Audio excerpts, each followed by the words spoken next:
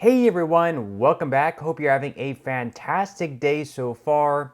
So Social Security could see huge cuts coming up in the next few years if nothing is done, but recently announced we may actually have some huge changes along the way to Social Security, so we will be covering that. Plus, protests on numerous college campuses continue to happen nationwide, a lot of unrest happening. We will be covering that as well, with a lot of Democrats sort of divided on how to act, with Republicans for the most part standing together. But before we go ahead and dive into the main content of today's video, if you wouldn't mind helping me out real quickly by just giving this video a like, that just helps out with the good old YouTube algorithm, and also consider subscribing to my channel if you have not already. Plus, if you would like to receive up to $10,000 in free stocks or $10,000 in free cash, in a pinned comment below, I will be leaving a link to Moomoo. All you have to do is, once you click on that link, is just sign up for a free account and then deposit at least $100. At that point, Moomoo will be sending you at least 7 free stocks worth all the way up to $10,000. And if you'd really just have the cash, all you have to do is, once you receive the free stocks, is just sell them for what they're worth and then transfer the cash value right back to your bank account.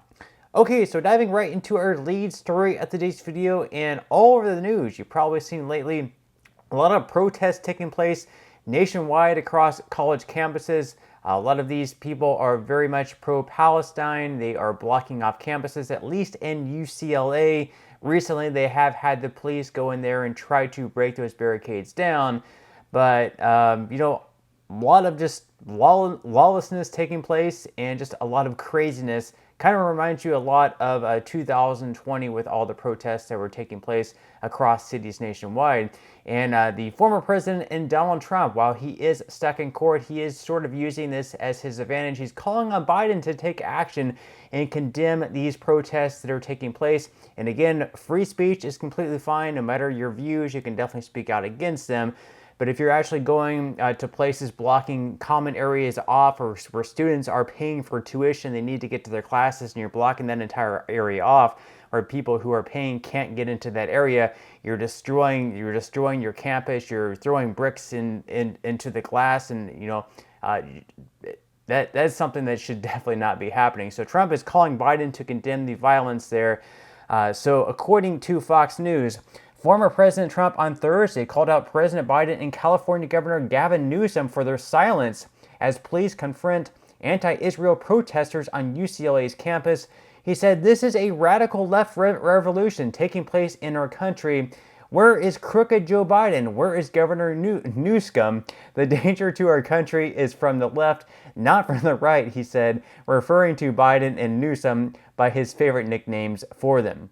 Now, of course, Biden has not issued a direct statement on the protest, but the White House on Tuesday released a statement from Assistant Press Secretary Andrew Bates that condemned the occupation of Hamilton Hall by protesters at Columbia University. Newsom also issued a statement on the violent scene at UCLA's campus on Wednesday after about 100 counter-protests brawled with those gathered at the anti-Israel encampment for hours. He said, "I condemned the violence at UCLA last night. The law is clear. The right to free speech does not extend to inciting violence, vandalism, or lawlessness on campus. Those who engage in illegal behavior must be held accountable for their actions, including through criminal prosecution, suspension, or expulsion." Not really sure why they're not doing more about that right now. There's really no reason the police shouldn't go in there and just arrest anyone inciting violence, destroying property. This is something that should not be a double standard, whether it's a Republican committing that on January 6th or a Democrat committing that over the past few days on campus.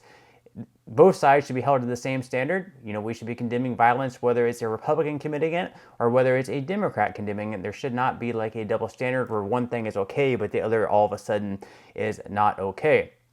Now, of course, Democrats in large part are actually a little bit split over how to react to this, because they, if they're in a district or in a state that can really swing either way, they don't want to be incredibly pro-Palestine. But if they're in a safer district like Ilhan Omar or Alexandria Ocasio-Cortez, they can be, more, pro-left and, pro-Palestine in this case, and be okay with the students doing what they're doing. So according to The Hill, Democrats are split over campus protest crackdown. So Senate Democrats in tough races are calling on college and university presidents to crack down on campus protests that have spun out of control, as images of protesters smashing windows and unfurling Palestinian flags are becoming a political problem for President Biden and his allies, but leading progressives are defending students' rights to protest and pushing back against calls for the federal government to intervene on campuses across the country. Jackie Rosen, a senator in Nevada who faces a tough re-election race this fall, said it's 100% unacceptable for Jewish students or any students to be harmed on campus.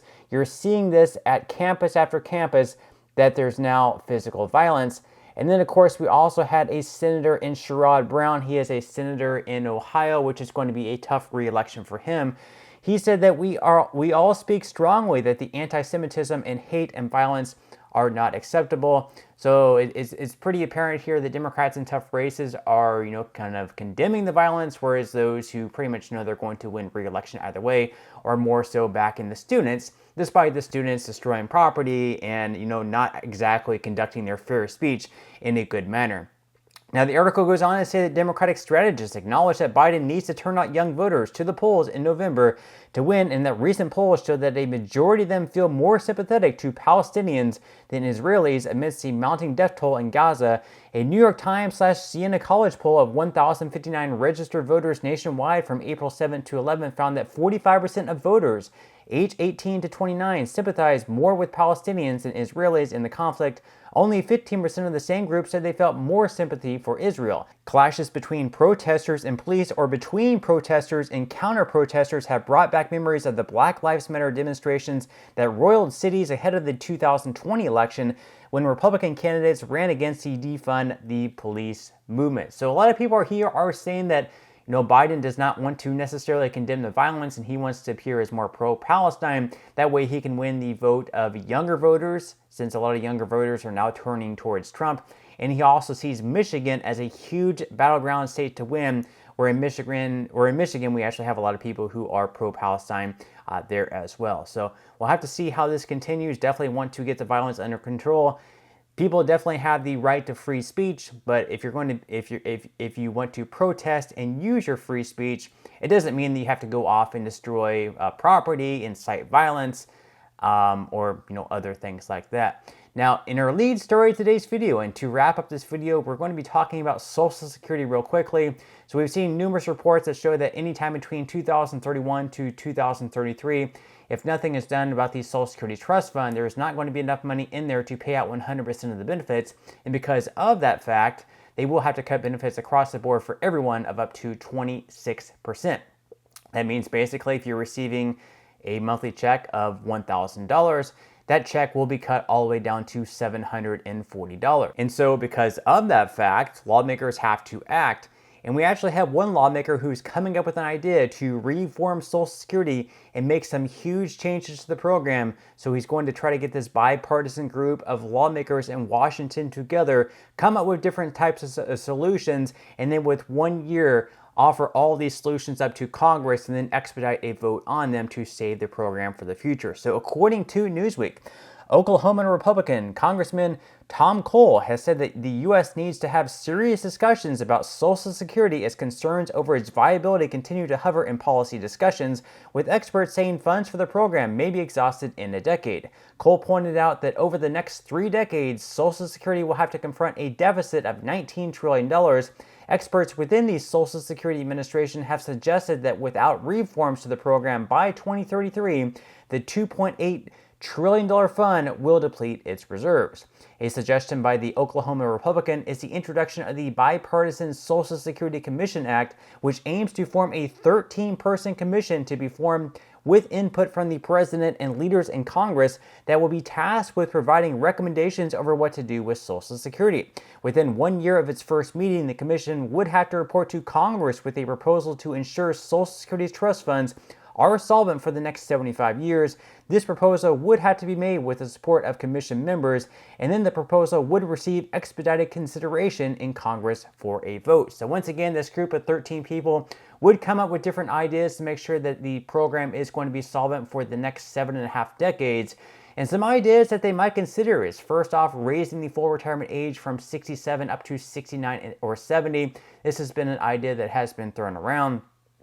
They've also been considering lowering the maximum benefit for Social Security retirees. So right now that is close to $5,000. They might lower that down to, let's say, like $3,500, for example. They're also considering raising the FICA tax threshold for those earning above $400,000 per year. So in 2024, you only pay FICA tax towards the Social Security Trust Fund and Medicare on the first roughly $168,000 that you earn. They're considering making it so that there would be a donut hole between $168,000 and $400,000, and then anything earnings above $400,000, that amount would have to go right into FICA tax as well, the 6.2 to 12.4%, plus the Medicare tax as well. And then they're also considering taxing capital gains and dividends, so like any earnings from the stock market. If you sell a stock and you make a gain on it, or if you sell your house and receive a capital gains, you would have to pay FICA taxes on that as well. So they're considering all those ideas, but I guess they would come up with this commission of 13 people. Once again, it might be like 12 people in Congress, plus the president coming up with different ideas, agreeing on them, then presenting them to the rest of Congress, and then expediting a vote to make sure that the trust fund stays solvent for a longer period of time. But let me know your thoughts and comments below on all this. What changes would you like to see happen to Social Security? And what are your plans to save the program if you were in Congress, or if you were the president and you had a chance to present these ideas? What ideas would you present to them? But that's all we have for today's video. I certainly hope that you enjoyed and found value out of it. If you did, again, I would greatly appreciate if you could give this video a like. Consider subscribing to my channel if you have not already, and I will see you in the next video.